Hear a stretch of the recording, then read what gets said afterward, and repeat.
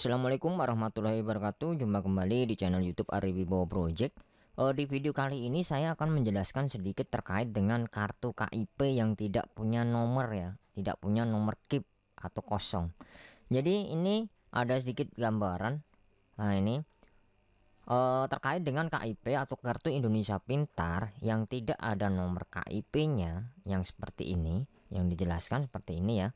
Sama KIP ini yang ada nomornya, dan yang sebelah kanan yang tidak ada nomornya, KIP titik dua titik. Nah ini penjelasannya. Jadi perlu operator sekolah ketahui dan pemegang kartu Indonesia Pintar perlu diketahui juga. Contoh perbedaan terhadap KIP ATM dapat diperhatikan pada lingkaran merah. Nah, sebenarnya tidak hanya BNI ya atau BRI. Jadi di BNI pun dan di BRI pun semuanya ada yang seperti ini. Ada KIP-nya kosong dan ada bahkan yang ada nomornya. Contoh KIP ATM dari BNI di mana pada kartu tertulis nomor KIP, artinya penerima bantuan PIP Dikdasmen. Dikdasmen ya. Berasal dari hasil pemadanan terkini DTKS Kemensos. Ini data ya, data dari Kemensos dan Dapodik Kemendikbud. Nah, sesuai enggak? Terus contoh KIP ATM dari BRI. Nah, ini BRI di mana pada kartu tidak tertulis nomor KIP. Artinya, penerima bantuan PIP Dikdasmen adalah usulan dari satuan pendidikan dan usulan dari pemangku kepentingan. Nah, perlu diketahui. Jadi gini, Bapak Ibu, karena kita mengusulkannya biasanya yang punya kartu Indonesia Pintar yang sebenarnya yang ada nomornya di sini seperti ini ya. Yang ini seperti ini. Itu sebenarnya ini adalah yang melalui tahapan dari Kemensos, data Kemensos dan dipadukan dari data Depodik di Kemendikbud. Ini kartu Indonesia Pintar. Nah, sedangkan yang kartu Indonesia Pintar yang kedua yang tidak ada nomor KIP-nya ini adalah orang yang diusulkan dari pihak sekolah atau pemangku kepentingan seperti yang kemarin dari dana mungkin dari afirmasi atau dari afirmasi dari ini misalnya dari apa namanya BSM dari komisi C misalnya ini misal saja ya, atau mungkin yang diusulkan melalui Dapodik. Misalnya di dalam Dapodik mungkin tidak asing lagi dari operator sekolah. Itu di dalam Dapodik ada yang namanya usul atau layak menerima PIP.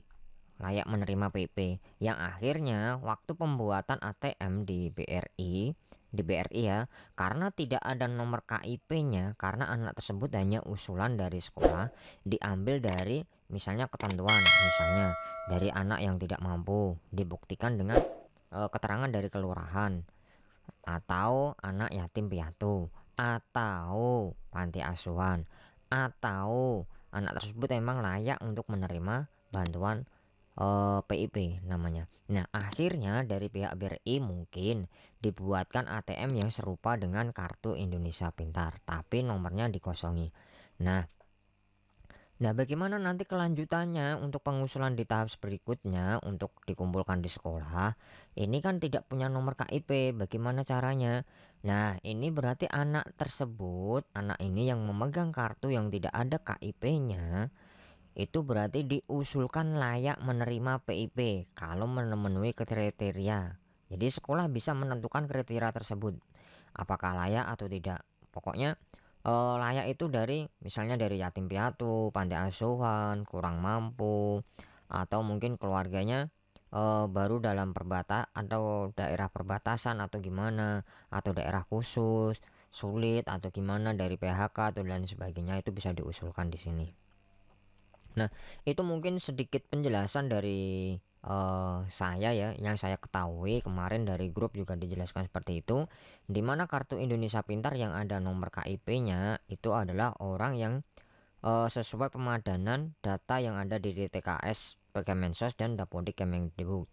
Sedangkan kartu Indonesia Pintar yang KIP-nya tidak ada nomornya itu adalah usulan dari pihak sekolah atau pemangku kepentingan. Ini seperti ini. Misalnya dari komisi C atau apa dulu pernah itu BSM namanya. Nih, akhirnya dari pihak BRI dibuatkan yang namanya ATM yang tertulis Kartu Indonesia Pintar. Cuman di sini adalah nomornya kosong karena emang anak ini tidak melalui tahapan yang pemadanan data dari DTKS Kemensos dan data Kemendikbud, Dapodik Kemendikbud. Nah, itu mungkin sedikit pemahaman mengenai KIP tidak ada nomornya dan KIP ada nomornya. Nah, itu mungkin pandangannya seperti itu ya. Jadi yang tidak ada nomornya ini bukan memiliki kartu PIP, tapi adalah layak menerima PIP, usul layak menerima PIP. Nah, itu sedikit penjelasan dari saya Ari Wibowo Project. Semoga dapat membantu Bapak Ibu operator sekolah dalam menyikapi kartu Indonesia Pintar yang tidak ada nomor KIP-nya. Sekian dari saya Ari Wibowo Project. Jangan lupa share, like, dan subscribe channel YouTube Ari Wibowo Project karena sekali lagi subscribe itu gratis.